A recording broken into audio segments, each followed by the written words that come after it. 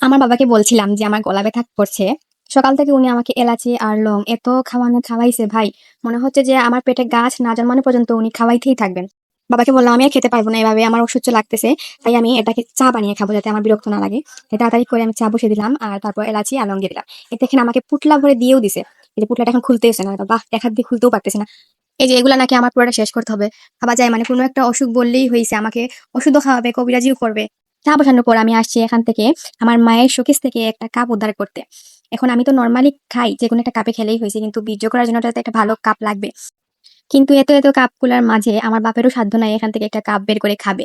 এখন আমি আমার মান ইজ্জতকে চাপা দিয়ে, আমি জানি আমিও গালি খাবো, আমার 14 গোষ্ঠীও গালি খাবে, ইজ্জত যায় বাহার মে, এখান থেকে একটা কাপ আমি উদ্ধার করবোই করবো। কিন্তু কোন কাপটা নিলে আমি এখান থেকে গালি কম খাবো সেটা খুঁজছিলাম। যে কোনো একটা কাপ নিয়ে তো গালি খাবোই খাবো, তারপর আমি খুঁজছিলাম এখান থেকে কোন কাপটা নিলে যে আমি গালি একটু কম, তুলনামূলক কম খাবো। এটা মনে হয় আমার মা নতুন কিনছে, এটা নিয়ে আসলাম। আসার পর এটা দিয়ে তো চা এটা তো চায়ের কাপ না, এটা হচ্ছে ওই যে দুধ ঢালে লিকুইড মিল্ক থাকে ওটা ঢালার জন্য। আর এটার ফ্যামিলি প্যাক হয়েছে এইটা। এটা মনে হচ্ছে মা, আর এটা সাথেরটা হচ্ছে ওর ছেলে বা মেয়ে হবে, মানে ওটা চা ঢালে আর ওটা লিকুইড মিল্ক রাখে। আচ্ছা, এটা রাজকীয় ব্যাপার থাক। এক ফাঁকে আমার চাকে একটু দেখে আসলাম, ওই কি রে চা গুলা এখনো দেখি হয় না। আচ্ছা, এখন আমি এখান থেকে একটা কাপ নিব। চুপটি করে এই কাপটা নিয়ে নিলাম, এটা হচ্ছে আমারই কাপ। আমার ভিতরে একটা রাজকীয় ব্যাপার আছে বুঝলেন, আমি গরিব হলেও আমার রুচিটা একটু রয়্যাল রয়্যাল ফিল। সবসময় আমার কাছের জিনিস খেতে ভালো লাগে, কিন্তু আমার মা আমাকে ধরতে দেয় না, এই জন্য আমার বাবা আমাকে এই কাপের সেটটা এনে দিয়েছিল। তারপর আমার সাধ্য নেই কাপে ধরার, আমার আমার জিনিস হইলো আমার অকাত নাই এটাকে ধরার, তারপর নিয়ে নিছি।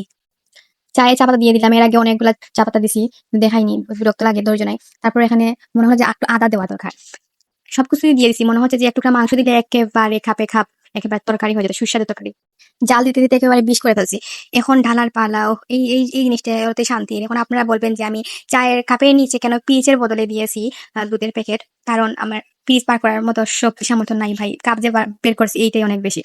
এইটুকুর জন্য আমার তো দুষ্টির কতবার গালি খেতে হবে যদি দেখে আমার মা একবার।